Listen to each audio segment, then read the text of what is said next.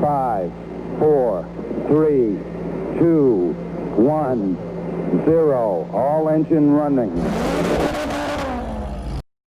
Recording? Yeah. Let go. It might just hit the do like randomly. What's going on? Welcome to the podcast. On? This is Anton. I'm Ryan. I'm Shawn. There we go. Good to go. We're also known as Custom Decals YYC. It might actually be good this time. I think it's good. Okay. Audio, record. Thank you guys for coming down to the Drive with Justice podcast.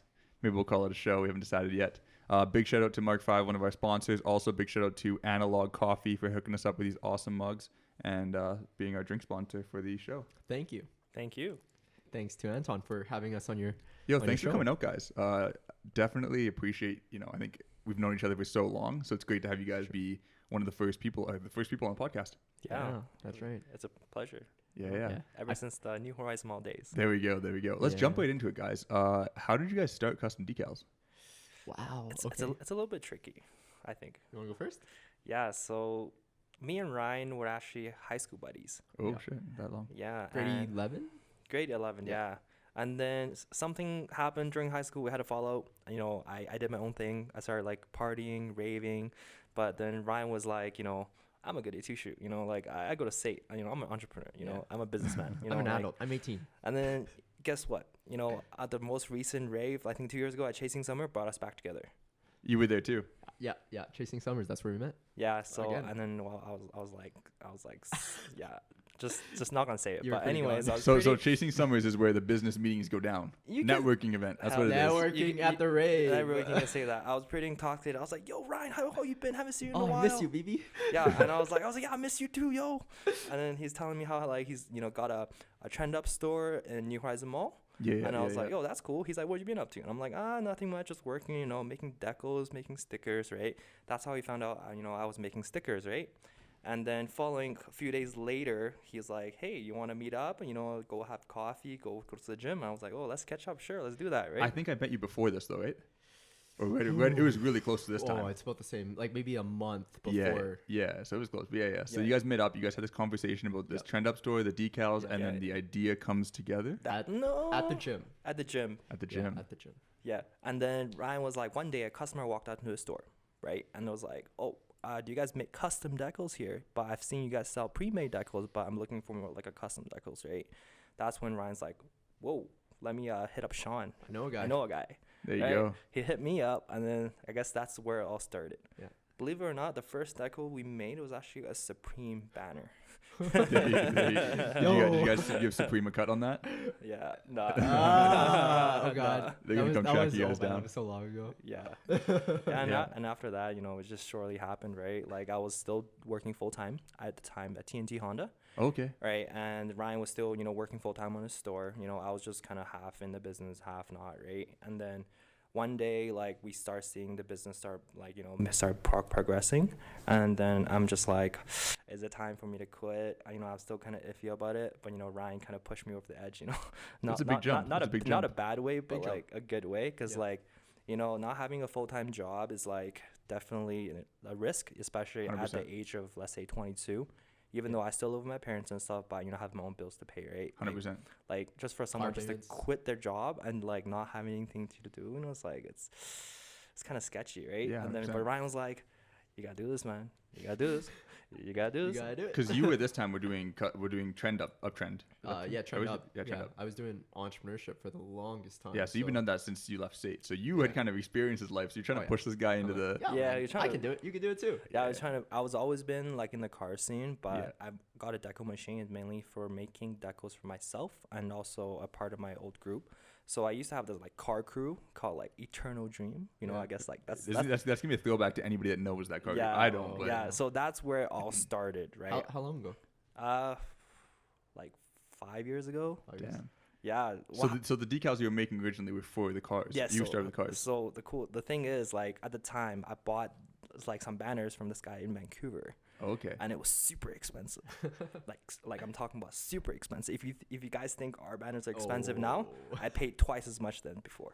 Because I don't really know. I kind of came up. I'd only been in the car scene, I guess, for like a year or two, maybe even a year, just before I met you. Before you met me, yeah. I don't know, but I don't remember any big decal company. Maybe I'm sure there's lots of companies around, but I mean, I think you guys have reached this upper echelon where I don't think, and I mean, I don't know for sure, but I can't imagine any time in history there's ever been somebody in Calgary with a decal shop like yours. Because decals are relatively, they went around in the 80s, I don't believe. I know they had like painting and stuff, but I don't think anybody's been decal company in Calgary, which is also a growing city, at the level you guys have been at. True. I feel like at the time, yes, it's true. There's a lot of print shops in Calgary, but you can't simply walk into a print shop and be like, "Hey, can I get a decal made?" They want one, or like a banner. They always have to make like wholesale 100 quantities, 200 quantities, and it's all like 3 days. So you had to order from Vancouver. So I was actually at Vancouver at the time, and that's why I decided to make the crew. Okay. Right? So before that, if people knew that before Eternal Dream, right, there was a crew called Shinkuro. I was actually in that Shinkuro club before I made Eternal Dream. Wow, so deep. Now, Ryan, you weren't in cars. Yeah. So I was not a car guy at all. Like, I was so far from it. I mean, I used to buy and sell cars, when I was like 18, 19 years old, and. But you weren't at Barlow. You weren't at the car meets. No, I was dealing with like families. And I was just in the business realm and just networking and entrepreneurship. Not really the car scene. Yeah. So now we skip forward to today. So I mean, first of all, do you guys regret ever like making that jump? I guess the biggest thing for you, jumping from quitting TNT Tonda. Is that the best decision in your life? Worst decision? How you feel about that now? It was, let's say, the best decision in my life, but also a very tough one. Yeah, for sure. Right? Because I personally never went to school for like any like business school. I literally just graduated high school. Yeah. And I don't like books. Yeah. So like jumping from something I, like don't know nothing about and had to learn from like square one was like a little bit challenging for me. And you were 22 at the time? Let's say 2 years ago. I'm 24 now. It's about 21, 22. 21. So if you went back to 21-year-old Shawn, are you saying do it? Or are you saying stay? I'm gonna do it. Do it? Yeah. You had fun? It was pretty fun. Yeah. So I mean, like I said, you kind of been with that game, been with that grind since day one. But would you have done custom decals again? Would you be happy with that gym, that Chasing Summers day? It's a long history, man, of businesses that I've been through. You've been through it all. Man, I remember, I was in grade 9, and I would walk over to Safeway next door, and I went to a school called FFCA back in the day. Okay, yeah, familiar. And it was a private school, and I would buy donuts for I don't know, 60 cents. Yeah, I know those good old days. And then I would walk over to my school, and people would be like, "Yo, can I buy it from you?" Like, I buy a box, right? I'm like, "Yeah, how much you want to pay me?" You're like, "Yeah, $2, $3." I'm like, "Yeah, let's say." So yeah, I did like a couple boxes. I'm like, "Oh, cool. I like business." I paid for my lunch, And there you go. So from grade 9 moving forward, you were like set. Yeah, that's right. Yeah, grade 9, and I just did business and entrepreneurship ever since, because I was like, well, it's a lot of fun. It's I love doing entrepreneurship, doing my own business. I don't want to work 9 to 5, and I think a lot of kids out there also feel that way. But now you work 8 to 8 or 8 to 10. Nah, we work like 8 to like 3 a.m. Well, that was the old custom decals for sure. I remember at Uptrend, you guys would be there from you guys were there. You were the first ones at the mall. Like I remember you guys would be there early, but 10 a.m. Yeah, and we're the last person. And you guys would be there till there was days you guys were there till 6 a.m. Yeah, there was days you didn't go home. Yeah, I remember that. We call them sunrise mornings. Yeah. So we leave our business and we go to and it's sunrise. I don't know, like 7, 8 a.m. And wow, we had so many people help us as well. Yeah, we had so many friends and support, and man, those were the humble beginnings, man. I remember I'd be in the shop. Every time I came in the shop, there'd always be somebody else in there. It would be you, and there would always be somebody walking in. It doesn't matter, even at like 2 a.m. It'd be random people coming in and out of the shop. Yeah, people would drop us food at like 3 in the morning. Yeah, people still bringing you food. It was like a hub. It was like a party. Now you guys made it. No love for people once you made it. Yeah, everybody wants you to come up, and then once you're up there, they're like, oh, screw these guys. So let's talk about that too, about custom decals. Like, what kind of hurdles have you guys had to overcome? Because obviously, we talked about it. You would obviously tell you, same question, you'd tell your grade 9 self to keep doing this. But, obviously it's not all sun and rainbows. It's not all fun. No. What would you told I guess what kind of hurdles have you guys had to overcome? Well, you can say there's definitely a lot of challenges that we had to overcome, right? Mm. Like in the beginning, for us to, get into like, vinyl wrapping, we had no idea what it's all about, right? We had to learn from that from step one. Scratch, yeah. And also problem solving, right? It's our first time dealing with customer service on our own end, and which is super tough. We had no idea what to do. Yeah. Like, we just had to slowly learn, Yeah, you're getting like 50 DMs a day that you gotta like catch up to and like make sure you're on top of everyone, man. It's a full-time job. And I think that kind of goes back to the idea, like I said, of you guys being the first big automotive decal shop, at least Yeah. that I know of. Yeah. You guys are also probably some of the youngest guys with a decal shop. Like Yeah, I've that's worked true. with some other print shops and some other decal shops and some other businesses in They're a lot general. older. Usually smaller businesses, right? They're in their late 20s. Not saying never. There's some guys that are younger. But I mean, 21 years old to be starting your own business, 22. Yeah. Like that's a child, man. That's a kid. Yeah. Like that's Yeah. first year university. There's kids I know in first year university who come into my courses. Yeah. And these guys can't even get a project done. True. So imagine them going and starting their own business. So, I mean, you guys have come from like, you were children. You were learning about life the same time you learned about business. Yeah. I guess you could say like I personally have a like love for cars. Yeah, so yeah, being in the like the car scene doing decals is kind of like fun and like Yeah. Yeah, working on your passion, right? exactly working your passion, right? Do you guys find people cut you guys slack because of your age? Do you think people know how old you guys are? We have sometimes we have a lot of older clients. Yeah. Yes, we actually get quite They a would few. get quite like a bit of They give you like props to like, Yeah. oh, these guys are young. We respect it. sometimes it's the other way around just because we're young. Oh, Yeah. they don't take you seriously. We tried to hire a couple of older guys working for us. It was a very different experience. Yeah, they don't compared to really hiring. respect us. Yeah, because we're super young. We And I don't know what we're doing. Once you talk about those hurdles and challenges, I think that's the thing that I think a lot of people might think is like, why doesn't Custom Decals have older guys in the shop? Like, why don't you walk in as it feels so young? And I guess that's kind of a benefit Very to a young degree, team. but at the same time, having a young team can be a disadvantage. Yes. And I guess a lot of people would ask, like, why don't you guys have some 40-year-old, expert at whatever it Well, we is? tried. Yeah, so the thing is, like, a lot of the older guys who are looking for work, right? Most people already kind of have, like, a family they got to support, right? So, and as a small business, we just started up, like, the amount of work is not very consistent. And also the amount of, like, it's just like we aren't able to, like, make sure they get paid enough. Yeah. You know what I'm saying? And we would feel bad if they can't, Support pay their families. Support their families.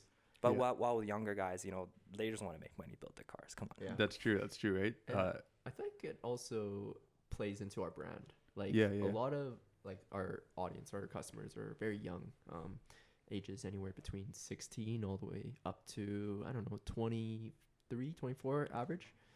So yeah. So with that being said, like having a young team, like how young is our team? Like we got Zach. Who's 19. Well, Zach started when he was 18, and Jackson started when he was 19. So, I mean, these are children. I mean, Emmy it's are 21. 21. Like, so Zach, was he done in high school? Yeah, just I, finished. I, Okay, so I just think so. fresh out of high school. Maybe he was in high school. Yeah. I'm 24. You're 24. And yeah, our average age is like 22 20, years, 20. 21 years old. Yeah. So actually. nobody's older than 24. You guys are the oldest guys in your we're company. That's the correct. We're the oldest guys, yeah. Wow. So So and it's I a mean, very young team. and you guys haven't been around very long. I think a lot of people see Custom Decals as this like Goliath figure, Oh no, right? no. But I mean, you guys have been around So less new. than just the road rallies. Yeah, Because that's I right. was a year. I think I was about a year in when I met you Yeah, guys. we Yeah. started, or let's say we officially started in 2018 September, Yeah. but we didn't push it until 2019 January. And I Our think work- I started in 2017 in Yeah. spring. Just maybe like a year after Yeah. you. Our Yeah. logo, our new logo we made actually, it says since 2019. 2019. Yeah, it's only 2020 now, so 1 year. Well, one and a half is almost 2021, right? Yeah. So Wow. So I mean, yeah, like this. I think that people forget that, and it's easy to forget that. Hmm. And I think that it's easy to look at the biggest guy in the room, Right. and paint him as a monster. You know what I mean? Like it's easy to throw shade at somebody who you think it doesn't hurt. Hmm. You know what I mean? You're not gonna feel bad about it. Hmm. And I think that you guys do. I think we can say you guys get a decent amount of flack, a decent amount of feedback. Sometimes I think people say things and act a certain way to you guys without thinking, right? Hmm. Like I guess kind of go back to those hurdles. Mm-hmm. You guys have obviously had some issues. I mean, I don't think it's easy to say customer support. You guys you didn't have customer service skills when you first learned how to do business. yeah. Right? You came into this thing blind. Well, I mean, like I always worked in, like, for me, I never go to school, but I Yeah, did yeah. a lot of different work. So I did a lot of customer service, but it's very different, Yeah. like Yeah. especially when it comes to your own company. It's like it's very, very different. There's you know? nobody to pass the blame to. Yeah. You're You the, can you're, say you're that. the you're the end of the line. You're the That's end of right. the totem pole. So We're the first and we're the responsibility- end. It all lands on you, right? Yeah. The responsibility level is so high, right? Yeah. It's like beginning to end. I mean, I did before custom decals, I did have a painting company as well. I did it for 2 years. Yeah. And and just like customer service, it's such a difficult place. Like to, you know, how many customers do you get a year? I don't know, 1,000, to deal with like 5 to 10 customers is very easy. No problem. But when you have to deal with like 100 customers in a week, it's kind of rough, you know, like. And I think coming back to that, like giving somebody slack versus like Goliath figure, they don't realize there's 100 customers. No. They I mean that we're all guilty of that, right? Like you go in somewhere, you're pissed off about something, you don't know the background, what's going on behind the counter. Like sometimes when a customer is upset, right, about something, but like we have maybe like another like 5-10 customers upset at the same time. So we gotta, and the thing is, we gotta take care of all of them. Yeah, and make sure everybody's happy. Yeah. And also make sure the customer that's coming in currently who are not upset happy too. Yeah. So it's quite a bit. It's quite a lot. And on top of that, with all of the workload that we have. Plus, you know, when we go home, our girlfriends, we have to, you know, make sure they're happy too. Our families are happy. So it's like, let's say a person has like, you know, 10 energy to spend, right? But we spend like 9.9 energy to this one customer. And then the rest customer gets like 0.1, you know? So it's hard for us to divide all of our energy to like a little bit. I mean, if we can't divide all our energy equally, we can't make sure every customer is happy, you know? It's very hard. Yeah, and I think when you mentioned about hurdles and challenges, man, you can just see the amount of challenges that we can go through day to day. Yeah, I saw that spark in both of you guys' eyes when I said that, like, hurdles. You guys are like, oh. You know, you started coming back to you, like, oh, yeah, I got hurdles for sure. Right. So, I mean, I think, you know, if we address, I guess, the elephant in the room, let's call it, you know, some of these hurdles, specifically with customers, I think that we've seen, like I said, you guys are a big company, right? Somebody says custom decals. I don't think anybody's saying who. Everybody knows custom decals. Yeah. You know what I mean? It's I mean, it's pretty close to a house brand name at this point. Right. Everybody in Calgary, for the most part, I'd say 90% know custom decals. Yeah, I've seen a custom decal sticker at a strip club. Really? Really? Yeah. It was in Calgary or? Yeah, in Calgary. Yeah. Okay. And there you go. And I've seen it at Cowboys. There you go. You see it everywhere. That's what I'm saying. Like it is realistically, it is such a big brand. I've also seen cum decals. Cum decals. Is that like a play on words from you guys? No, or just unrelated. They take the decal and they just use the CUM. And it's from your decal. There you go. Oh wait, but custom, right? That is custom. That's pretty custom. I appreciate that. But yeah, so I mean, going back from that, you know, you guys have all these customers. You know, it's a house brand name. You guys aren't foreign to anybody. When somebody says something negative about your brand, I think a lot of people hear it. And like I said, I think that it's so easy to say something negative when there's 1,000 customers. Yes. You know, and I think speaking on some recent negative, you know, feedback from certain customers, like how has that been a hurdle for you guys? You wanna go? Well, it's definitely been like a challenge. Like as a company, like to take that such of a bad PR is kind of like, you know, kind of tough. It was tough. Yeah. Because I mean, like I said, we talked about you guys are young. Yeah. You guys are not like 40. You haven't been doing this for 40 years. Yeah. You know, you guys are young. You guys are learning as you're going. You were learning as some of these complaints might have been coming up. I mean, what did you guys do to try and mitigate this before it became PR? Like, what did you guys try to do in the moment, like customer service, to going back to that? Like, we reached out to the customer, you know, we try to help them out, right? But we can only help the customer to the best of our abilities. Mm-hmm. But if the customer is like not cooperating with you, it's really hard for you to really help them. Right? Yeah, it's a two-way street. You got to have that conversation, right? Yeah, like we found that the customer wasn't being cooperating at this time, even though we did everything we could to help them. And from my understanding, you guys gave some time. It was about 6 months for the specific. I don't want to get too specific, but you know. Yeah, we were working with this customer, really trying to help. Like, honestly, like every time he messaged us, we were always there to like help him out and be like, okay, what's the next step? What can we do? What are our options? What can we do for you? Yeah. And it was a 6-month ongoing process. Like, it was 6 months, like, so half a year. Yeah, I mean, like we always do our best to like help out everyone, and it just took a while. So you guys are around for a year and a half. Yeah. Right? Yeah. So 1/3 of your business lifetime was you were trying to help this one customer out. Yeah, that's correct. Now, like I said, I'm not gonna pick sides here, play either side here. You know, I don't want to seem like I'm on your guys' side or on their side or anything. This is an open conversation, and that's why I wanted to have you guys down here too. Yeah. Is, you know, the thing is, when you have one customer come up, you know, you tried your best. Is there anything that you look at this customer or any customer and you say, you know, we could have done this better? Like, hindsight's 2020. Or do you think you guys? I mean, you guys 6 months you tried. You didn't just say, you know, screw off. Like, did the conversation went on for a while, you did some things. You did. I know you did take some action. I'm not going to get specific, but you did take Yeah. action. Is there anything that you guys like click in your head, like, you know, with hindsight, Yeah. I did make a mistake here, Yeah. So or no? What do you think? yeah, about the whole topic of hurdles and challenges. I think in a business, in entrepreneurship, every time you face a hurdle, it's like, you know, this big, Yeah. and then you got to overcome it. Like we got to overcome it, and then you overcome it, you get better, and then now we're faced with a hurdle this big, Nah. And It's then- more like and then it's like every day there's Yeah, like yeah. hurdles. Every day we get hurdles, so we just like have to overcome them, and every time we overcome them, we get better. Of we course. we like figure out new ways, new methods of Exactly. making sure that doesn't happen ever again. And so yeah, so, I mean, that thing is, once you guys jump these hurdles, you look back, these hurdles look tiny now, right? Oh, Like, yeah. you can do it again. Yeah. Now my thing is, now that you've kind of hit the peak of this hurdle, Yes. looking back at this hurdle and saying, you know, this is going to make us stronger. Is there anything you guys point out, like, this is what we made a mistake on, this is where we made things went wrong, and next time this hurdle comes up, we're good, we got this. This is what we've Have done. you hit that point? I guess is the question, because it's pretty fresh. Yeah. Yeah. But I just want to know if you hit that point. Do you I think? feel like in terms of us doing a business,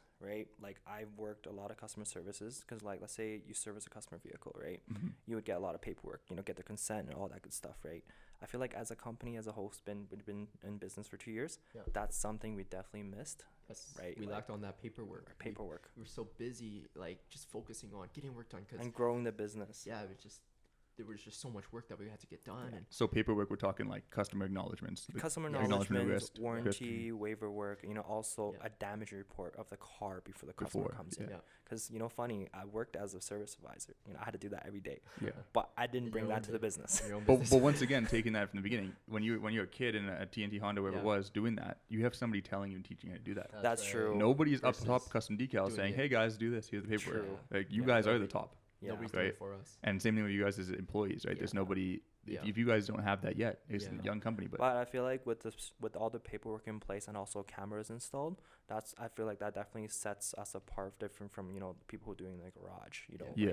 that's what sets us as a shop. So that's what you guys. So looking back at this hurdle, saying how have we overcome it? So the things you guys are doing now is clear paperwork and acknowledgement of 100%. risk, Yeah, cameras to show the cars before and after. So there's no debate about what was and wasn't there. that's correct. And and that's the big ones, and that's the big one to change. I- that And one. also every big job that's done, you know, I'm having Ryan doing like a follow up on the customer to Okay. make sure everything is good, you know, because, you know, Make sure customer's happy. Yeah.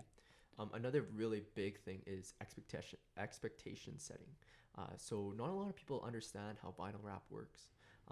And like definitely when Shawn and I first started vinyl wrapping, we didn't know how it worked either. But after how many years, like yeah, how long we've been doing it I'll- now, yeah. we've learned so much about vinyl wrapping. Like in the beginning, we're like, how do we warranty this? How many months? How many years? I do we believe the warranty this? first warranty we set was like 3 months, Yeah, it's and then like- went to oh, like yeah, 6 months, and But then now it's now- like 12 months. Now we understand, you know, hey, this is Calgary.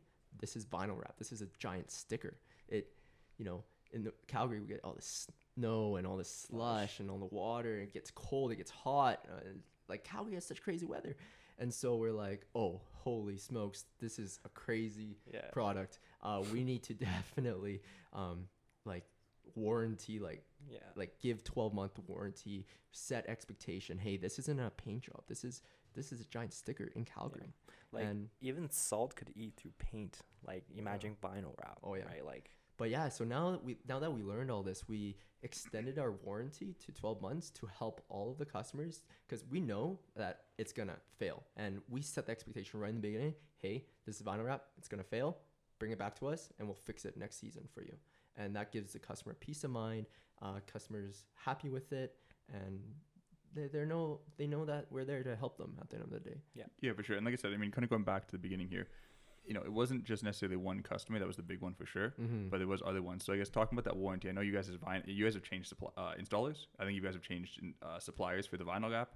You guys have like a lot of things have changed since you started. Yeah. So Change for the better. if somebody comes in, I know specifically there was somebody that came in maybe with a wrap that was a couple, like it was old. It was done maybe near the beginning of your business.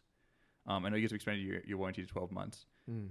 And I guess the biggest thing as far as, you know, setting the slate clean moving forward is to kind of like look at that and say, do you fix it? Do you tell them they need to rewrap the car completely yeah. and you maybe give them a discount? Or you tell them, 100% hey, fix. you're not our client, Yes. or you are so fresh and or you're so far back that we just got to start from ground zero no rapport, no discount. We start fresh because it's so different from where we are today. Yeah, no, I can address that. I- So, Sorry, go ahead. yeah, so we first started with, like Shawn said, 3-month warranty. That was not long enough. So the vinyl wraps that we've done back then, we, excuse me, so they come back like 12 months later, 16 months later. Yeah, even more than 12 months. They come back and say, hey, my rear diffuser is starting to peel. You know, it's a prime area to peel. So we were like, hey, you know what? We'll fix it for you. We still fix it. And Even you know though- what? This car, I can say specifically, it was a purple Fiesta, right? That's correct. And then that wrap actually won Show Your Ride for Brandon's best wrap award. I think I saw that one on your story Yeah. or your And Instagram. I She believe won that best one. car's been wrapped for longer than a Yep. year now. But you know what? If you take care of it, it still looks like the day it rolled out of a shop. And that customer's happy. Customer's so happy. We She still extended the talk to you? we extended the warranty. Oh yeah, Yeah. definitely. We had another car come in, changed owners, and even though warranty doesn't move to the next ownership, and it was way past the warranty deadline, we still took them in, didn't charge them a dime, and fixed the concern areas that needed to be addressed. Mhm. And we still did that as a company to want to make sure customers happy and keep brand image good. Yeah. And just to go above and beyond our limits as well. Because we understand that they were all car guys, right? Yeah, Like, yeah, If yeah. I can help one another, it feels great, like. Do you think that like these customers, because every time you guys do work or do a fix or repair or go back and change something or warranty, do you ever have times where the customer is still not satisfied? Mm-hmm. And I guess like how do you handle that? Right? That's a big one, right? Like that's a tough one if they're You know what? It's a lot of communication. That's the biggest thing. Yeah. Is just sitting down with all of us, like not just me, not just Shawn, but all of us. like And- your installers and stuff and- too. Yeah, and just like talking about what we can do, what we can do to fix it. What are our options? What are some solutions? Like at the end of the day, we're not ghosting nobody, Yeah. right? We always address. So Believe it or not, like last year, sure, we made a lot of money, but we spent like almost like 3/4 of that on warranty. we spent Wow. we spent almost all our money on On warranty. On warranty, so like Yeah. the vinyl, because you're doing it for free, so the vinyl cost, Yes, the installer costs, Yeah. you're That's paying correct. money. Sometimes when the car comes back, if the bumper needs to be rewrapped, a size Oh, we that's- purchase material. Yeah, that's a Like lot of believe it or material. not, like for the materials just for the bumper alone, it's about like $120-$150. See, and this is when I hear that, right? And I think I saw Dan over there too, right? Like that's a lot, man. Like 3/4. So my question becomes, that reflects well on you guys to put that money out there, put that energy out there. But what screams to me, and I know Dan's face right there, he kind of screams to you as well, is the money being well spent? Is there a better way to spend that money? If 3/4 of your income or your revenue is going back into fixing jobs, 3/4 of our revenue. I think Shawn. 3/4, maybe of your Revenue. of your revenue or net, No, not 75% of our revenue into warranty. maybe net No, pretty close last year. net revenue. Revenue. Okay, so before even taxes and everything, Actually, no, wait. Shawn, net. 75% of revenue into warranty? That's impossible. No, net. Yeah, gross Net. income. Yeah. okay, so gross income, Yeah. Sorry, my bad. or net income 75%. I- 75. Like I no, set Shawn. I set 75% as an exaggeration. Yeah, but- yeah. That's an But exaggeration. but Okay, what do you say, Ryan? Can you say something about that? No. Let's get the record. No. It doesn't need to be specific, but let's get this But somewhere. it's because I did all the numbers and I see all the money going Yeah, out, yeah. and I know a large portion of So it you're pretty sure it's above 50%. above 50%. A large portion above of it went to 50%, below warranty. 50%, Way below 50% revenue. 10%. More than No, not revenue, net. 20%? 10%, 20%. I don't know. I can tell you some numbers if you want to hear it, Ryan. Because I did the numbers. Sean does most of the accounting stuff, right? Right, yeah. I did the numbers. I can tell you. Yeah, okay. Okay, so what's the? I mean, if you want to, you don't need to. But you want to throw the number out. I'll throw a number out. Okay, what? We made on 3K last year. 'Kay. Only 30K went into our bank. No, obviously that's after expenses for the building and everything, but The- still, even the expenses for the building is actually not that much. yeah. It's Well, about like 25K. so Yeah, all in, so after so- expenses, you're losing close to 100 grand on warranty. Close. So now once again, like that speaks a lot to you guys to spend that much money, right? Yeah. Because I mean, Dan, I mean, a lot of people are packing up shop at that point. Now my thing becomes that shows you guys are good business owners that have that rapport and that care for your customer. but- That's love, man. but- That's love. But this year, it's not as much. For sure, it's going down. But that shows love. The fact that you ever did that, that shows love. Hurdle, right? Yeah, You're we climbing definitely up. want to make our customers happy. That's love. That you love your customer to be able to look at your bank account and say, my bank account's gonna be 100 G's less. 100 G's less. So I can Dude, take care of 100 you. G's, man. Like that's, you can buy 'Cause, like- GTR, no 'cause, problem. like, Like a nice GTR. When someone, because like, you know how like when kids are young, right, they, you know, live paycheck to paycheck, they save so much money to, you know, do something to their car, right? Like they come to us because they think we're gonna do a good job, right? Something falls apart, we're not those guys that doesn't tell them to shoot, go away, right? Like we want to take care of them because we know how precious it is to, you know, because I remember when I saved up like $250 by my cold air intake, and I was like the best gift ever, right? But I only had $250. But they're spending $250 on, like, say, vinyl wrap, and it peels off. Like, they're going to be upset, right? But, like, you know, I've been through that. You know, I want to make sure he's happy. So that's why I want to redo it again, even though it cost me. You know what I mean? So bring that back, though, real quick. When I hear that number, my biggest and my first thing, I know Dan's first thought is, for $100,000 a year, I think you probably hire somebody that would never make mistakes. And I'm not saying, I know you guys have a lot of volume. I know you have a lot of volume, and I know your costs and everything. But my only thing, and I said it, you know, this is rounding. This is not like solid, objective facts right away. This is conversation, right? Yeah. But the idea is that if I see even a big number, or you guys are acknowledging a big number, not even the idea of hiring somebody that's the best in the world or world class, but the idea of looking at training for your staff and saying, if we spend 20 G's on training for our staff, is that going to cut it in half? If it cuts it in half, that's 50 grand savings for 20 G's. That's $30,000 of money off that investment. I want to say Shawn said in the beginning it was a lot, and then after it's gone down. It's gone down. Because So I think in the beginning, we didn't understand what vinyl wrap is. I feel like that played a lot of big factor because we didn't understand every single thing like lifts like just like a millimeter. We thought we had to replace the whole thing.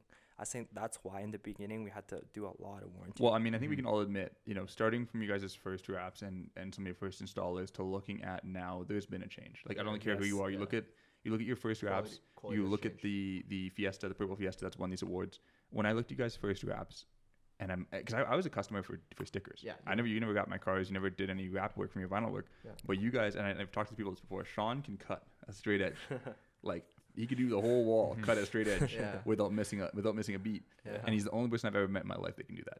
Yeah. And you guys used to weed stickers. Literally, you grab the catch and it was like magic. It was like watching a magic trick. That's how you guys were, and that's why you were successful so quickly, and why I could be like, go to custom decals, get your decals done. Yeah. These guys are experts. It's level of artistry you can't teach. Yes, that's like born into your core, or if you've been doing it for 30 years, sure. But this guy at 21 is weeding stickers like with his eyes closed to a point that like I couldn't do it with if you gave me an hour. Exactly. You know what I mean? I think a lot of it is experience. Like a lot of time. Yeah. Like honing your craft. Believe it or not, it took me a year to be able to cut a perfect deck off the machine. So you're learning, right? And but you're learning and you stepped your game up. But now the question too comes back, like I said, to your installers is you guys aren't installing, right? No. You guys are doing the money. You guys are dealing with the warranty. You're dealing with the customer service. You guys are dealing with a million things, accounting, everything else in business. You can't wrap the cars. You're never wrapping a car. Like it's not going to happen. If we could, I would. You don't have the time, but you know, it's never going to be. We actually did a 2011 Subaru WRX STI. Yeah. So after once again, I don't want to focus on this. We're going to get back to other stuff as well. But looking at the specific issue, because it was a big issue. I think it had impact. I talked to you as well, like around the same time. You guys didn't take it lightly. You guys weren't like, "Oh, screw these guys. Who cares?" You guys were. This is your business. It's your baby. Yeah. And your baby was being, not talked about nicely, bullied at school, whatever it was. Cyberbully. You know what I mean? And so you guys took that seriously. You guys took it seriously. You didn't just say, "Oh, whatever, I don't care." You did care. We just gotta take the heat, be positive, and move forward. But now I guess the thing is, that's why I wanted to have you guys on here too, is to talk. They don't know. They don't know you guys like I know you guys. They don't know what you guys are doing. They don't know your side of the story. They don't know anything. And as a business, they have a certain expectation to keep things professional. 100%. You can't go act however you want. No. Yeah. And so I think the idea comes down now. We've acknowledged what happened to a degree. We've talked about your side of the story without being confrontational, just your side of the story. Yep. We've looked at, what's happened in the past, how it's changed already. And now looking at the future, do you think that formal training for installers or something, and I know you guys talk about paper, you guys are already doing that, cameras, you're already doing that. Yeah. So I guess the biggest thing for me and this is me personally, I don't know if everybody shares my opinion here or anything, this is just me talking off the top. I think that maybe something you guys might look into, I'm curious if you would look into this, is maybe getting some time of training, even if it's just videos, and putting seat time for some of your installers to watch the videos and say, this is what's acceptable, this is not, to cut down on those costs. Because when I hit those costs, I like shrivel. You know what I mean? And like I said, and it's getting better. Yeah, it is. But even getting better, I mean, we're in the red. We're in a danger zone, right? Yeah. If it's a dial, it's fully cranked still, right? It was worse, but it's still there. So now I feel like, and you guys, I think you acknowledge this, is you need to get that dial down. 100%. Yeah. And you're doing cameras, you're doing walkthroughs. You personally going to be foreseeing that. That's going to help move that dial. Yeah. Now, even if not right now, right? Because now we're pretty early in this. This is pretty like clean and new, right? But if you start doing walkthroughs and you start seeing more and more issues, is Custom Decals as a brand going to take action and say, listen, we don't want to have issues. We don't want to keep spending. Because they say you guys are clearly trying. It's not like you're saying, oh, leave, have your crappy app. Who cares? Exactly. You guys are saying, oh, you have an issue with something? Even if it's your fault or my fault, whatever the weather's fault, I'm going to fix it because it's my 100%. brand name on it. Yeah. So do you think that moving forward, it would be something you consider if you saw the need for it to get that formal training? Not even like crazy training, just watching videos, practicing. I do plan to send our installer to get certified. Yeah. Like Avery certified. That'd be dope. So, because I think that would help. 3M does certification too, but it's more for like commercial. Yeah, not 3M. 3M's a brand. Yeah, we do more of like vehicle wrap, color training wraps, right? Yeah, which 3M doesn't certify that, right? Yeah.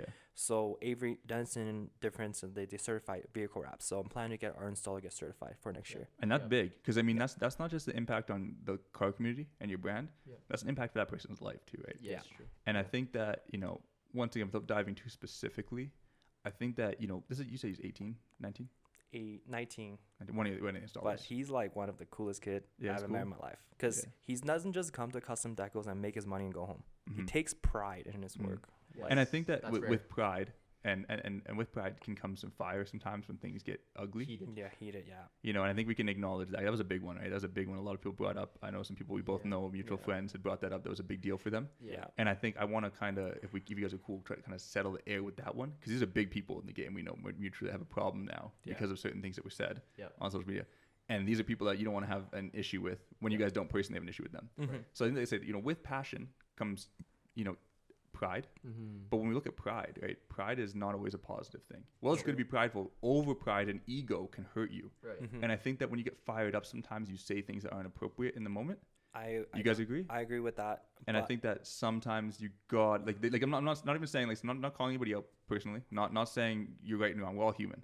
100%. But I do think there is a certain level of clearing the air that might and I know you've talked to some people personally and done your part. I know you guys speak for each other. You guys are together. You guys are a partnership here. But I think that speaking about installers, speaking about employees, do you guys think that there maybe is a little bit of like conversation needs to happen between I'm not gonna say the person's name, but a big player in one of the car clubs, and a specific installer at your company? You think that? And I'm not picking sides, but do you think that to heal, like we talked about healing, do you think that to heal that any conversation needs to happen, or do you guys gonna leave it as is? And your colleagues, and no judgment here. We're friends who are talking openly. Feel like we will leave as is. Yeah, that's fair. But because I know you talk about freedom of speech and letting these people talk, and even like right now, you guys talk, you're letting me talk, openly and freely. 100%. You have to keep that line straight. You don't want to start crossing in where this job we control your life. Yeah. But I do, like I said, I do think that it did cause a problem with some important people, and I do see that the justification behind somebody saying maybe there should be a conversation, even if it's private, that maybe there should be a conversation, and not even that the two sides come together and agree on yes and no, but the idea they come to side and say we both tried to heal this. There's no bad blood. We're starting fresh. I don't have to love you. I don't have to like you. I don't have to be your friend. But we're cool. Right. Exactly. One of the biggest things that we have felt that needs to improve on, we leveled up our quality game. Like quality control is like so high now.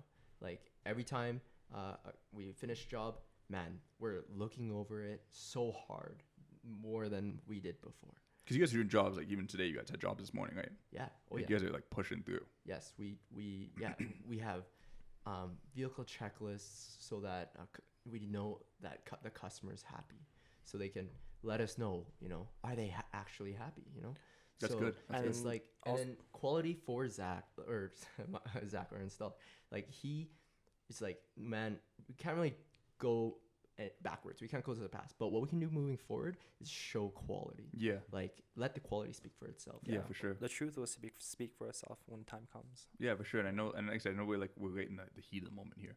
Yeah. And that's why I want to give you guys the opportunity to speak on this. Yeah. Because I think it's hard as a business, right? To come out and say, you know, even for me, Justice Road, at least to come out and say, Justice Road, this, that, next thing. And get when everybody's on fire, you don't want to jump into the fire. Yeah. Right? You take a stand back, you spray some water on it, you cool it down. Yeah. And once the fire's out, you can go in and hit the hot spots. Yes. And that's what I think this is. I think the fire's kind of subsided. Yeah. Like just a bit. There's still hot spots now, and now we're going in with this podcast. People are Addressing it. getting to see the real you guys that I see every day, and you're addressing it. And addressing it doesn't mean I'm right, you're wrong. Done. 100%. It means here's my side of the story. And this is what we're Let's kill it. Let's kill the beef. Let's stop right now. Yeah. This is what we're doing to fix it. You can still hate me for this, whatever, but you can't say I didn't try. Yeah. Right. And same thing with your business moving forward is this happened in the past, but we didn't just take that and say we're right, you're wrong, and stop. Yeah. We moved forward and said, we're changing our service so that when you come in and these complaints you see, this is not the same custom decals. We've changed this. We fixed this problem. That's correct. Right? Even if it's something small, if somebody complains that, hey, when they come inside, you guys don't have enough pens. Yeah. Yeah. You see a complaint, somebody goes to a 1-star Google review for pens. Well, now the pens are there. So when somebody looks at Google star review or they hear feedback from you guys and stuff, they can say, oh, well, these guys don't have pens. And you say, no, we do have pens now. Or just that Drive with Justice podcast, they put pens in. That's the idea, right? Is it putting that's a good bad point. blood? Yeah. But, I think that's, I don't guess every more you want to talk about that stuff. I think we're good to move on, though. I just want to summarize, man, the root of the question was, man, how are your hurdles and challenges? 100%. This was just one challenge that we have to that you overcome. get to face, I don't know, on a weekly, monthly, yearly basis. And Is it the biggest hurdle you guys have had since Custom Decals started? It's a young company, but it's a different kind of hurdle. Yes. Different kind of hurdle. foreign territory. Yeah. Yeah. Does it feel good to talk about it? You guys feel better now that we've had this light conversation here and cleared the air? For And I also feel like with this big challenge that's ahead of us, me and Ryan didn't face it alone. Our whole team had to face it together. Yeah. And I feel like with this, really brought our team closer too. Definitely. Yeah, that's good. Zach was like, let's do our work. Let's make the best. So let's just let our work show itself. And, I appreciate so much of the community that reached out to us. Yeah. That during this time, we had a lot of support that really it touched me that we had the support to get through this. For me, this is one of my first time, coming to overcoming these failures, and it was really hard for me, emotionally, for the first week. And I remember I reached out to you. But I didn't know what to do, and I had a lot of support, people that reached out to me and told me that keep your head up high and you'll get through it. And I think kind of touching on that perfectly. I heard when you said failure there, right? You kind of started in stumbles. It's hard to admit when you fail sometimes, but I like that you guys admit that there was a problem. Yeah. It wasn't it's somebody else's fault. As we talked about, it's not. We talked this before even this all happened. But the idea is it's not about it's the customer's fault. The customer's going to act how the customer's going to act. Exactly. It's your responsibility as a business owner to be successful, and to be successful means dealing with that action. Those actions. You can't be pointing fingers. You're right. I'm wrong. And so I respect that. Like I said, I think that's something that you guys need to get a little bit of credit for sure. Is the idea that you took your time, let the heat die down. You've come out now. You've done this podcast. You've talked to the people. You got your voice out there. That's not easy, man. A lot of people, I was watching this stuff go down. I think a lot of people watching this stuff go down live, on Instagram. Yeah, to be honest, I'm sweating. I felt like fear for you guys. I was like, damn. I remember I was thinking if that was Justice Road Realities, man. Whew. Yeah. I've gotten heat before. We all get heat. I feel like this was mad heat. Yeah, that was probably. I think this is it was cancel culture stuff. It's the biggest, and it's the bandwagon, right? It starts filling up. Oh yeah. And so I think the thing is you guys took more heat than anybody I know personally that's ever business. I've never seen heat let's be real. That was right, Dan. Heat. Dan doesn't know too much. That was in the oven. I feel like the bigger you are, the bigger the heat you're gonna take, especially if you're big on social media, right? Yeah. And you guys are really big on social media. Well, especially when you grow so fast. Yes. That's the big thing. Right. It's a light foundation. It's a house of cards. It'll come tumbling down. In the beginning when our business was small, I remember Ryan was talking to me about today how the community felt super close. Everybody was our friend. It was tight, but we grew so fast. At the time we only had 1,000, 2,000 followers. That's why it was so tight. Yeah. But after it grew to shortly after 10K, it was it's hard to get to know everybody that comes to the door, right? Yeah. So it's not like we used to be able to build rapport to every customer. But now it's just we still try our best too. That's why we host a lot of community events. Is to bring people together. Yeah. Yeah, touching about community, the custom decal brand has always been about bringing the community together. together. And it still is about that. And we will still continue to provide community events for everybody. And Like rallies, car shows, you know, Yeah. where before there wasn't any, Mhm. right? Yeah. So we're going to still, you know, even though we hurt a little bit, we fell down, but hey, we're going to get back up and we're going to still give the community what and I feel like what with the it needs. community, it's not about like you having like a super nice car. You don't have to, you know, put $100,000 into your engine bill to be able to come to a car meet. You know, you could be, you know, driving any vehicle you want. Like, you know, for example, Let's touch on that. Yeah. Okay, I feel like we did a great job of that. Yeah. That let's say the hurdle Yeah. conversation. Yeah. I like that. Like You know, that, I think you guys did good. I think that we feel like you guys look smiling now. You guys look happier than when you walked in the door. I feel like successful on that. Let's talk a bit about cars. I know you Sure. guys have always been. I mean, the you rate your car. I think brought out some was a lot of fun. realistic That was fun. some wake up calls. Yeah. But I think the idea is you guys, and it's easy to do this at the beginning, to push the idea that every car is great. Yes. And I'm gonna start first by like putting myself out there, right? Because I think it's a barrier. A Yeah, lot of people that what's do your- this, it's a barrier. What's your thoughts around it? I bought a 300, right, for I was about to say $4,000. that. I had a Chrysler 300 for I $4,000. I remember bought. that. Blacked out limo tint. It's my first car. I Like- bought it for $4,000. The day I bought that car, some homeless guy knocked my mirror off, No. and I was missing a mirror for like 3 months as I was trying to get like because the police got involved. Right. Trying to get because the guy was right there. I saw him. Anyways, long story. Yeah. I had no mirror. It was clapped out. There was no tint. It looked like garbage. There's some broken grill on it. Yeah. And I put a ton of money in that car. I fixed the mirror. I fixed the grill. I got a dub edition grill. It Yeah. was like $1,500. I got it for like $200 How- or $50 off some guy. how old were you? I was 18. 18.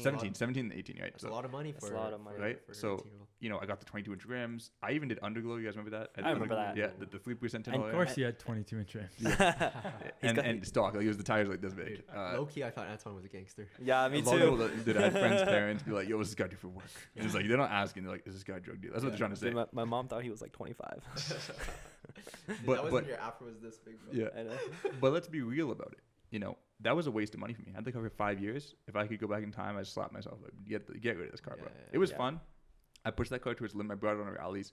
I mean, dude, I was struggling. I had my car. People are like kind of cruising, having fun at the rallies, and my car's tapped out because like to have that vehicle drive the way I was driving it, it's like takes everything. Yeah. 100%. You know, but even for $40,000, that car was better than some of the cars I see. That's the problem, Uh-huh. right? Like I said, it's. I think the thing is we need to change the culture, Mm. right? You guys are culture leaders. You're Yeah. influencers, Right. right? I think I would say, you know, like my brand too has become kind of like that. Not to the level I think as you guys, but the idea is, you know, there's a certain brand I have, brand image, and a certain culture leader and a certain influence, Right. Yeah. right? That us have, you have, So Scary, you know, all these different brands. Right. I think, and I'm gonna do the call to action at this point. We need to change the culture. You know, there's so many kids out there driving these $500 Civics, putting $1,000 wheels on them, putting, you know, Yes. this, that, next thing, eBay exhaust for $1,000. You know, whatever it is, they're putting so much money into it. By the end of it, they spent $6,000. Yeah. It's not a wise investment. My BMW was $6,000. Yeah. You wouldn't think that looking at it. No. And I think the thing is, when I was younger, when I originally had my 300, I thought about the idea of selling my car as it's not possible. Uh-huh. You know, I thought, oh, sell my car? I I have can't to do that. keep How do this. I do that? I got to keep it for life. I think everybody says I that. gotta keep my first car for life. First car for life. Everybody First thinks car that that's for a life. bad idea. Terrible. When you first get Yeah. your car, you don't know nothing about cars. You have no friends. You have no hookups. Sell your first car. Yeah. 100%. I challenge everyone watching this podcast. If you're Sell still your driving your first car, unless that thing is an M3, like top of the line, like vehicle, whatever Like it an is. R8, you know. Or you know, if you're driving like a car where it's the top of its line, it could be old, but it's top of the line because those are the only cars that keep value. Right? Yeah. A 330 is not keeping value. An M3 is. Right? What other cars we got here? A 300 is not keeping its value. An SRT8 300 would. Right? If you're driving a Dodge Charger, if it's not an SRT Hellcat, it's not keeping its value. You can keep that thing a million years. People are looking like, oh, it just looks like crap. Like you can buy these cars, like these old like Chevys that look really cool, look kind of like a Bel Air, but they're the lower models. Yeah. They still go for $4,000. Yeah. It's That's true. not. They're not going up in value, and that's after restorations. Yeah. They put $20,000 into it. Yeah. Do not keep your first car. Go to the registry office. They have papers, stack of papers in the front. Grab 4 of those bill of sales. Bill of sales. You know, just for extras. You only need 2. It's really simple. Sell your first car. If you have your first car, sell it. If it's rusted out, sell it. Yeah. Save some money. It's not very much. And I'm not trying to call anybody out. Yeah. You know, it might take you years, 2 years, a year to save up to get a car that's worth driving. Yeah. But as much as I want to foster positive relationships in the car community, part of that fostering, I think we need to be real here, is we need to get real with these people. As much as I want you to be a part of the car community, I'm going to let you to come out. Yeah. The idea that I'm going to let you participate with a car that's arguably not roadworthy is not doing you any favors and it's not doing me any favors. If I had people coming out rallies with cars that you know are rusted out on these cars I've seen, it's like, man, the fact that you got here from your garage is a rally. Like that's too much risk for me right there. The fact that you got here, you've done the competition, bro. Good job. You've done more than I'd be willing to do. Like you're missing lug nuts, bro. You think I would drive my car missing lug nuts on a rally? Yeah. No. Yeah. That's already impressive enough. Yeah. Right? But now you might not be able to compete this year or next year, but the year after, you can do that jump to that $6,000 BMW or $5,000 E46. You get a $5,000 E46. That's a regular, car, and you'd be now competing, and you'd be viable to be in a rally. You'd be viable to be in a car show, and people are gonna appreciate your build. Yeah. Hey, I have a question for you. Yeah, go for it. What if you can only afford a rust bucket? Here's the thing. At the time. There is people. This is real. Like I said, that's what I said. I'm not calling anybody else specifically, and I don't know everybody's situation. There is people who cannot afford to buy a car. They have to take the bus. Do I hate them? No. Do I think that they shouldn't be allowed to like cars? No. That's some people's reality. Right? That's just, the cards you're dealt sometimes are not the same. They're not equal. There's guys I know whose parents buy them, a car, like a nice car. Like a Lambo. Yeah. Like, whatever. Yeah. But, Lambo. And that's not my life. I can't hold everybody to that standard. But what I do have to do is for my, clients and my drivers is hold the standard that it has to be a safe vehicle. Yeah, just like when going on a track, has to be properly built. Exactly. So we want it to be exploding, And so the idea is that, you can only afford a rust bucket. That's fine. Some people can only afford a bus pass. But that person, if they love cars and that's their hobby and that's their life, they have to make that commitment and they have to make that decision. Is it worth it to put the money in to get a proper car because this is my dream and my love? Yes. Or not? I don't love gaming. I don't love PC stuff. I have an Xbox One. It's nothing special. If I loved gaming, I'd have the top level built PC. I'd put $2-3 grand into it. 100%. I can't get mad at Minecraft or Flight Simulator and say, hey, why doesn't my $500, my $50 laptop run this? No, why is it not good? It's not that they hate this person with a $50 laptop. Yeah. It just comes down to they're not going to lower their standards and lower their culture and lower their community for the sake of some people that need to come up. If you take it seriously, you're going to make it come up. And there's no blame. You can still come to Custom Decals car meet with a rust bucket, whether you take the bus, whether you walk, whether your mom drops you off. I don't care. Come through. Come check out the cars. Come talk to us. We don't kick you out. I know so many kids that come to the car scene. They're only 14, 15 Yeah, years you're old. young. You're And not they expected to have a nice car. They don't even Don't have drive. a car. Don't have a license. You get your friend to drive you to the 100%. scene, and you can still be part of the car scene and love the passion. So you have got a the rusted passion up for car. cars. You're in the same boat, right? And it's unfortunate. We all can't buy a Lamborghini tomorrow. That's just the reality of it. Yes, nobody But can. if you take it seriously, you have to commit the same that we committed. Yeah. Right? For your two JDM cars, you imported a car. Was that easy? Yeah, well, it was pretty easy. Well, now. Zen AutoWorks. Shout out to Zen AutoWorks. They made that. They made it pretty easy. Yeah. But generally speaking, you had to save up money for that car. My first import was actually very hard. Yeah. Right. It's I had to work 3 jobs to get 10 grand in 3 months to buy my dream car. right. So Integrity you could type say. Yeah. So you could say that. Oh well, what if I can't afford it? You gotta work You could for it. exactly. work for and it, that's the thing. man. And it's not Work that for you it. won't be accepted until you work for it, but don't expect the same level of love and appreciation as Shawn, who got 3 jobs to afford that car. Yeah. It's just the reality is I don't judge cars based on the person or how much money they make or whether their mom or dad bought them. I just base it on the objective facts, which is this car is rusted out. This car is a hazard. It's missing lug nuts. It's a A to B. It's not a performance car. It's not a build for a show. Yeah. You have to be real with yourself. And I think that people don't do it on purpose. I didn't have a 300 on purpose for the sake of having like a car that looks like a gangster car. It was like Right. obnoxiously loud. It was way too loud. was. It was like you have the blinders on. That mindset had to change. Yeah. That mindset for me was I'm keeping this car forever because this is the best decision for me. Yeah. Nobody sat there and told me, yo, Anton, bro, you need a new car. Actually, this conversation pretty much happened. Somebody said to me, they said, yo, bro, I had a Mike's piece on. They're driving in front of me in much faster cars. And they're like, bro, we need to get you a new car. They're like, they said, you're struggling to keep up and you're pushing your car harder than I'm pushing my car by far. Like, I would never do what the hell you're doing, but you're still behind me. Yeah. We got to get you a new car, bro. You got to step your game up. You got to get yourself a new car. And they sat down and not sat down, but over the mics and I had that conversation with me, my friends who I trusted, and said, you need to get yourself a new car. You need to sell it. You need to just make that jump. Mm-hmm. And I did it. Yeah. And now I'm way happier. Sometimes making that jump is like the best decision ever. And like we talked about with Was it customers, worth so it? Yeah. 100%. Yeah. I've never sat in my car and I'm like, I wish I had my 300. Yeah. Yeah. It hasn't happened yet. I mean, every car you get, it has to be better than the previous. Exactly. And I don't hate my 300. I don't think it's a terrible car. I don't think if you think about getting 300, go for it. It's not a bad car, especially for first car. Yeah, you take your first car as a learning experience. 100%. You get to work on it. You break things. You mess things up. It's whatever. But my thing is, I challenge people, everybody out there, to sell your first car. Make that jump. If you don't have friends that are going to tell you and be honest with you, let me be that friend. Yeah. Let us be that friend. Yeah. It's time to make that jump. 100%. And I think that we need to change the culture and make that more clear. Get brand and get everybody in on this. Start a trend. Hashtag sell your first car. Yeah, if your exhaust is falling off your Hashtag first sell car, your first we gotta car. sell your first car, right? When you sell your car, hashtag it. If sell you your first pull up car. to custom decals with rust holes in your car and you want them to vinyl wrap over that, that's not gonna be covered by warranty. Yeah. Hashtag sell your first car. I'll Yeah. sell- hashtag And sell- it's not hate. It just comes down to, you know, being real. Our culture needs to change. I go to Vancouver, I never see cars that look anything like Calgary. Yeah. And you know, it's just reality. We need to get to that level. And I guess they, like I said, they're driving Lamborghinis, whatever. They're 12 years old and their parents buy it, whatever. That's not a big deal. Yeah. We don't need to get to that level, but we do need to get away from the level we're at, where it's like, oh, those birder guys out in the field, you know, driving these rusted out cars. You know, like it's like, what is going on? It loses clout, it loses respect for our culture, it loses respect for the car meet. If you pull up to Barlow and you see, you know, 1,500 cars that are all like at this level, that'd be impressive.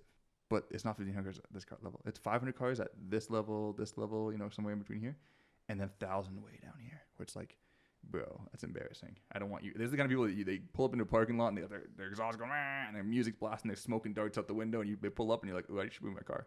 Like, you know what I mean? I shouldn't feel that way at a car meet, and that's why people don't go there. That's Barlow, isn't it?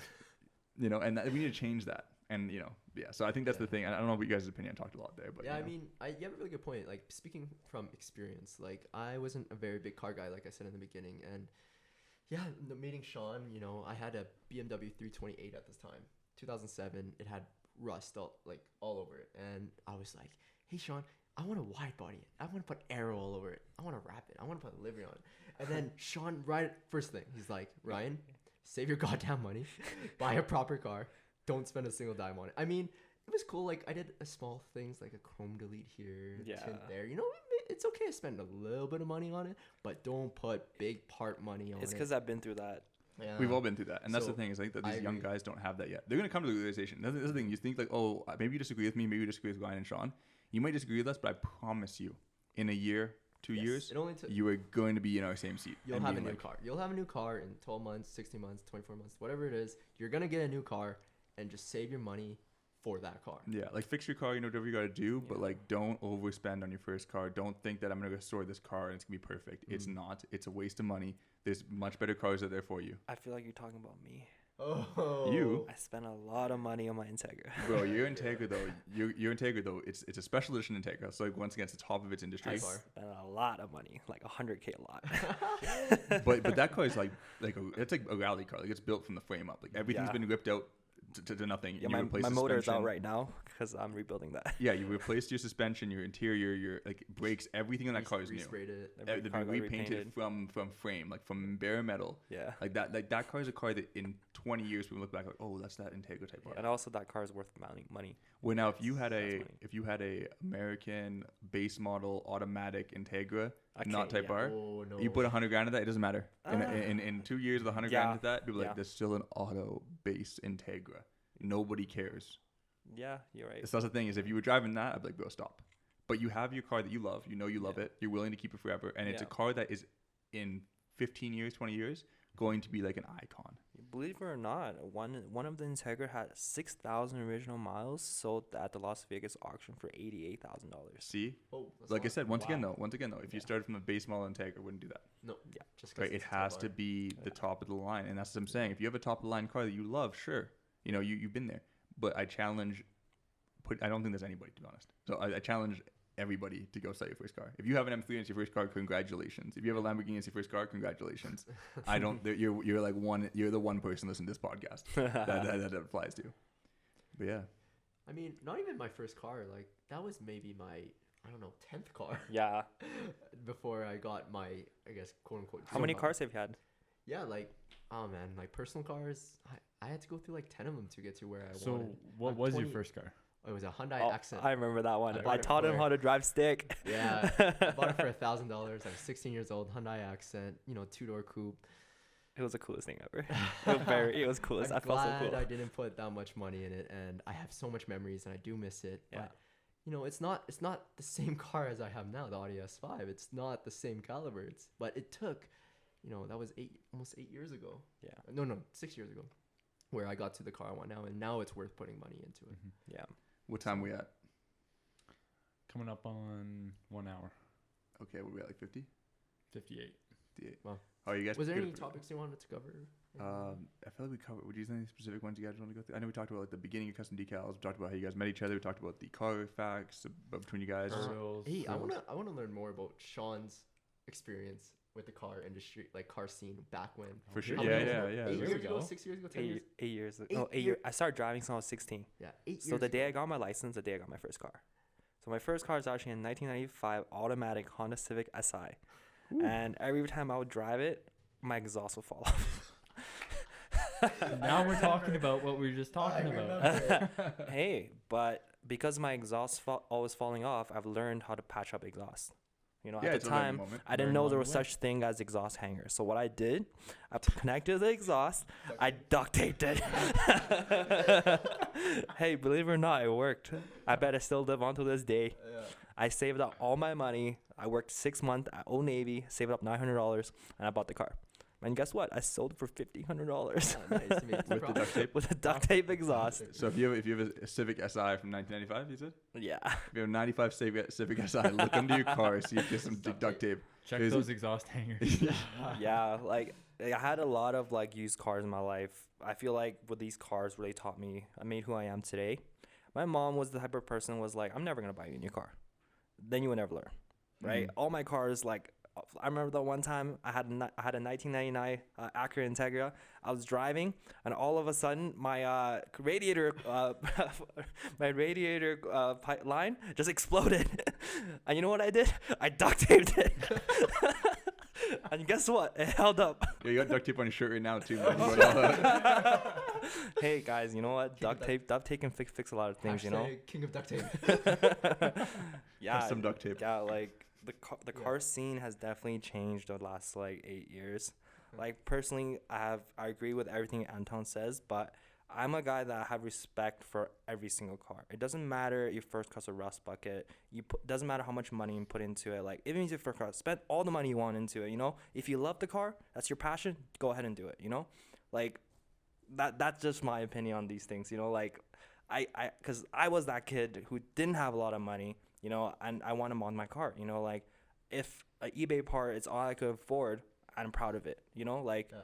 Being a car enthusiast is not about like, you know, having the nicest car, show up to the car meet. You know, what I love about custom decals is like you pull up to a car meet, you can have a stock car and you have a built car, and these two guys can come together and top up And cars. hang out. Right? That's what it's all about, right? It's not like you have a built car and you have a rusted.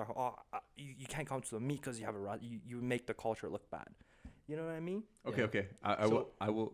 What about that? It's like Sean's right on that sense. I think Anton's also right on his sense. But I think the biggest thing is don't spend so much money. Yeah, not that much money, okay, guys? Not that much Don't money. spend a Don't lot be of like money me. on a A first little car. bit is fine, but not too A much. little bit is fine.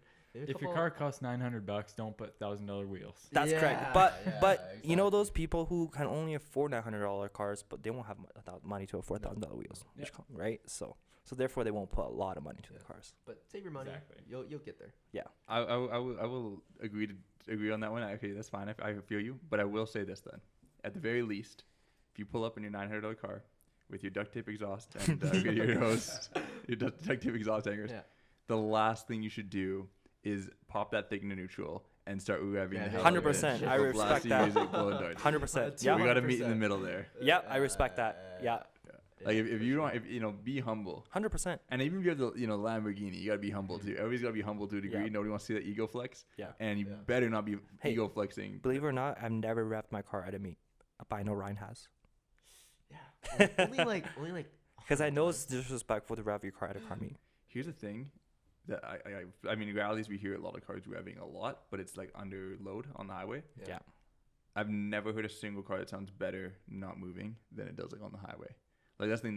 Nobody really revs at our rallies when we do our starting points, because it's like they know it's gonna sound a million times better on camera when we're moving on the 100%. highway. Exactly. Especially when you rip past like red line. Blah, blah, blah. It's like a nice surprise. Yeah. Like if I heard you revving the hell out of your car and you passed on the highway, I'm like, oh, whatever. It just sounds different, the pitch. It just sounds very different when the engine's actually running versus not. But if there's a couple cars we've had Oh, come yeah. out where it surprises me. Like there's one car. It's a R32. R32, yeah. It's What a white R32 with the carbon hood. Yep. And I see a lot of R32s that are not great. And this guy, like, he comes out, and I'm kind of like, oh yeah, carbon hood, white architecture, let's see. And this thing goes. Of course And it the goes. It's got sound, a RB26. Come on. and the sound. R32, like it's pretty cool. It's no, clean. It was, It's clean. good. Like, I think I know which one you're talking about. Like it's a nice car, and that's the thing is, if he would have sat there revving it, I would have known, hey, this guy's car is better than what I expected. But I also been like, this guy's super annoying. But when he bombs past me on the highway and that thing's under load and I can really hear the exhaust, it's not this guy. It's a respect thing. It's like, damn, that's impressive. That's an RB And for he's you. not even doing it to flex. He's doing it because he's like having fun in his car. Yeah. That's no longer about ego. It's about fun. And Fun. it's just Yeah. On- End of the day, being in the car scene, being a car enthusiast while having fun. On that note, make sure you come to all of our rallies. Make sure you come to the rally so you can actually do that, and we could do that together for fun, and it's awesome. We do it twice a year, custom decals with Anton. Always part of it. And Anton, how many rallies do you host a year? we do one a month in the summer. One a month. We do a couple private drives. We just did a private drive last weekend. We do private drives with only people that have been on the rally before that get invited out. Sometimes I forget people, so if you're like, what? It's not personal. People I think of where I've been talking to on Instagram, I'll be at DMs like, hey, we're gonna go for a drive, get some videos, pictures, a small group of us. Wow, Get dinner. You didn't even invite me, Anton. You never invited me. You have to come on the rally to be invited. To be fair, I wasn't even invited. We make your rally. I decals. hosted your rally. but the biggest thing is that. Just kidding. But yeah, we do once a month. So we do May, June, July, August. We do one September, and then after that we do private drives for the rest of the season, just to keep things going when you have hot days and the ground's dry. Yeah. Our drives. The thing is, people don't realize like how much goes into a rally, man. Like they don't even know that. Like that's the a lot of RCMP called these guys after Dyno Run. They emailed me because I have my stuff locked I thought we down. were gonna go to jail. They were cool about it. But yeah, they hit us up and they were like, they honestly weren't. The thing is, there's so many like intricacies. I'm not going to get into that right now. But the idea is, they don't even say like you can't do it, but they're like, you need to call us before you do this again and get permission. Yeah. 100%. Yeah. And then the question for us is like, do we call Drumhelly like, hey, we're coming through at this time with Like 400 people. 400 cars. Like they're just gonna block the road and pull everybody over and just be like, hey, tints, 100 exhaust. Exhaust. Yeah. Like, they don't have to call in like Calgary police. Yeah. My thing is like they asked for us to ask for permission, not that we need it. They're pretty much like, please let us know. Yeah. Yeah. But the idea is like, what are you gonna do with that information? Like A, we don't have to tell you, but I like, want to request for a tour, like not what do you call it? police escort. Police escort. That's the thing though. Is I want to tell them like, if we're gonna do it again, even if we like when we have two locations, like a backup and Drumheller, okay, we're coming through. We have 400 cars. Can we get? We can do what we did last time, where you guys pull up with 4 cars, thinking you're top dog, and you see 400 and realize you're outmatched, and just drive around for a bit and then cut. That's what they gave up. They gave up. They threw in the white flag. Yeah. Or we'll do a police escort. If you guys don't give us a police escort, like, have a good day. I have nothing left to tell you about. Yeah. And I think they'd do it. I think they'd meet us at Bicycle and give us an escort into Drumheller. I think so. And that would be dope. That'd be I think really I think cool. everybody would That would be appreciate that. Sick Yeah. rally. Yeah. Then everybody want to come on this rally. Safe place. Yeah. Having so many cars. I mean, we made history with the rallies that we've. I don't think done. anybody's ever done a 400. I don't think anybody should do a 400 car rally. 400 car drive ever again. We will. We do it twice a year. Like, I want to do a we 500 car drive next year. We pulled it off. People think Yeah, like, we oh, did. this would be a mess. It'd be a nightmare. Yeah. The Frank sled one, we had 300 cars in that, right? Something like that. Yeah. Yeah, we went without a hitch. We didn't have any issues. Nope. Yeah. We kind of like got tough on space.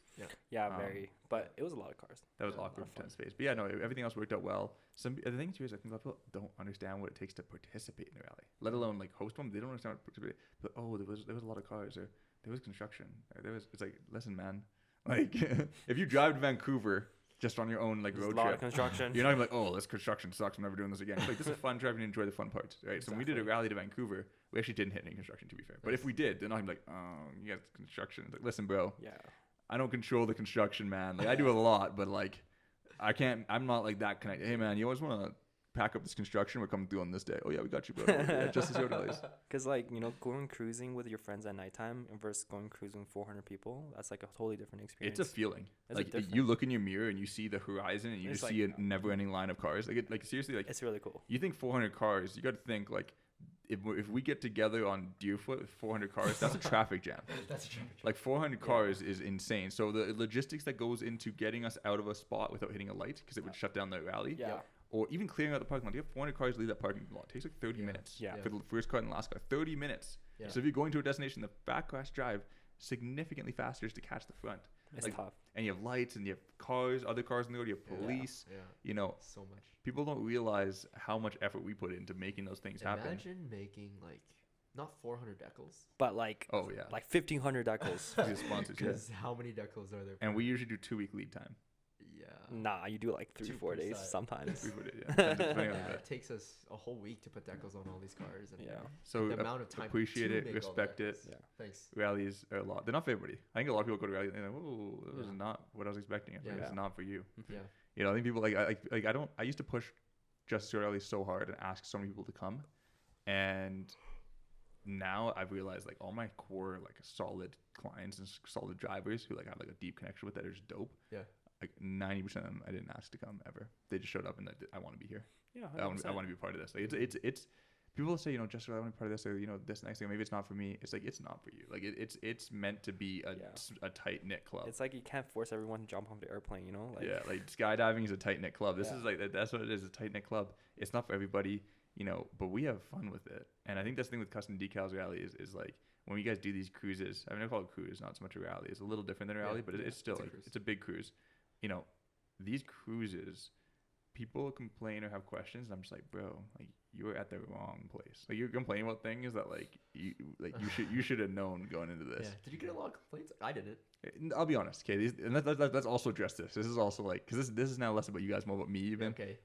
So we did our last dyno run. Dyno run. I don't even know if anybody knew this. We kind of dropped the ball on both sides, I think here, but it was a charity drive, so it was like by donation. Now when I say Yeah. by donation, my rallies are $50. Yeah. So when I say by donation, if it was my event, my events are already non-profit. But if I wanted to just have all the money go straight to charity, just myself, if I did a free event, it'd be $50 minimum because Yeah, I'm giving you $50. $50 worth of stuff, but that's my donation. Your side is to pay that $50 registration fee, and that's going 100% to charity. Now, when I say by donation, it's your choice. I'm saying if you want to go above 50, feel free. If you feel inclined and you feel touched that you want to really help out this charity, you can go above it. But I mean, when we have people come out and they're like, "Oh, I don't got money for 10. We did $10 minimum donation. For me, that was like a low ball in it. Yeah, But it's I was 5 like, times lower. but I didn't want to bracket anybody out. But I'm giving that same level of energy. You guys are printing those decals that cost you money. Yeah. And we had people, we said $10 minimum, which I mean, if you know, like $10 is nothing. People come and say, you know, I don't got that cash. And here's the thing, I appreciate that, like I said, with the car thing and the bus pass. If you don't have the money, I appreciate that. I'm not dissing you. I'm not Yeah. making fun of you. Yeah. We all have things. We all have times in our life where we can't afford things. But if you don't have $50 or $10, you can't get the gas at Drumheller. I promise you it's more than $10. Yeah, that's right. I promise you it's more than $10. I guarantee it. You shouldn't be. This isn't for you. Or hey, I don't want to. I want to come, but I'm driving a bus. Like, I'm driving like a 18-wheeler. It's not for you. If you can't handle like the level of driving and the distance or whatever it is, your car's not comfortable. It's just not for you. We're not going to change an event that's curated to be a certain thing for each individual person. I'm sure their cell phone bill is over $10. You know what I'm saying? Like $10. You can borrow $10 from anybody. You can borrow $10 from me. I can't donate for the whole crowd. But if somebody I knew came up to me like Dan says, "Yo, bro, I need $10 for this event. I'm gonna pay till Friday." I'd be like, "Yeah, I got you, bro. You don't need to hit up Shawn and me and you guys for $10 because it's a charity event. If you can't afford to go to a charity dinner, you don't walk up to the dinner and say, "Hey, I'm here to eat. Sorry, I don't have money. Thanks." And walk past them and eat.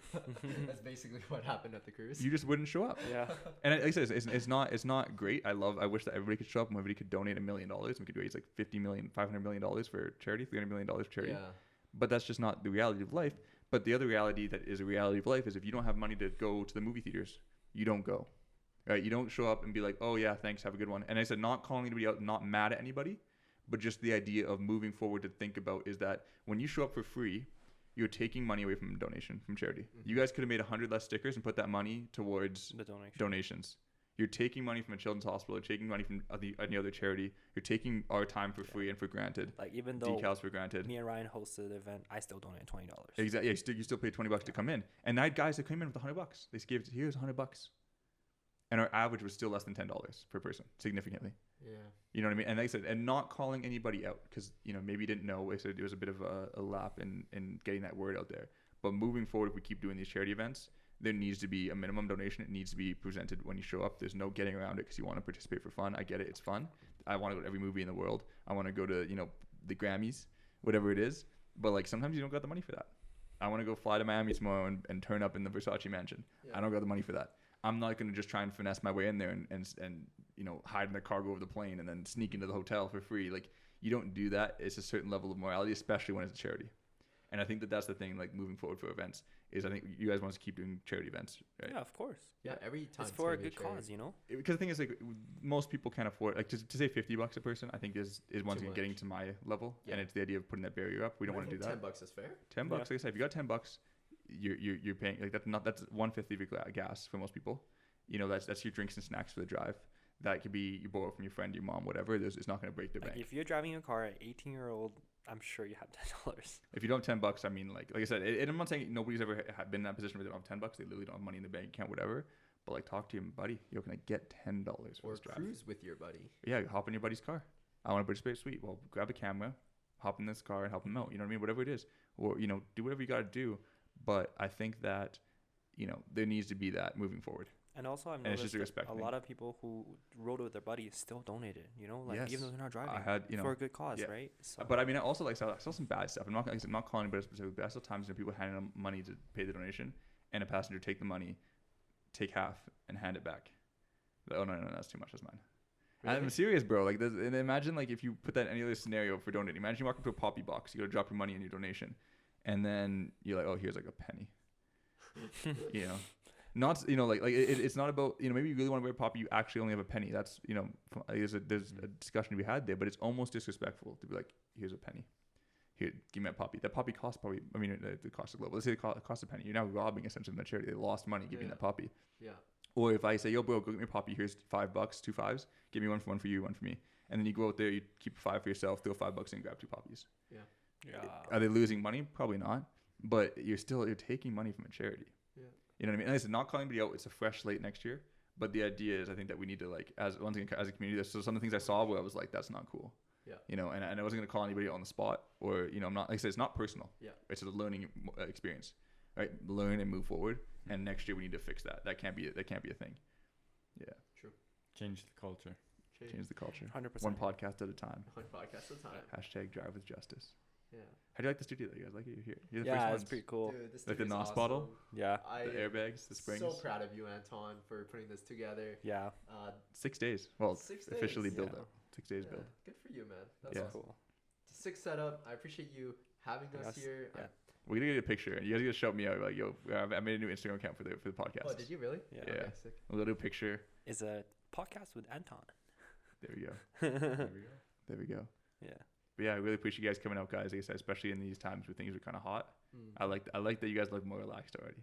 I hope this was like therapeutic. Yeah. Yeah. 100%. And I Yeah, think that kinda getting this out there will be good Different for vibe everybody. sure. Yeah. It'll be, it's not, Yeah. it's no longer, it's easy to throw shade at a name, Yeah. or throw shade at this like monster in your brain of this Goliath figure. Yeah. It's harder to throw shade at a person, a face. Yeah. And like I said, this wasn't me like bashing you guys. This wasn't, somebody out here bashing, you bashing anybody else.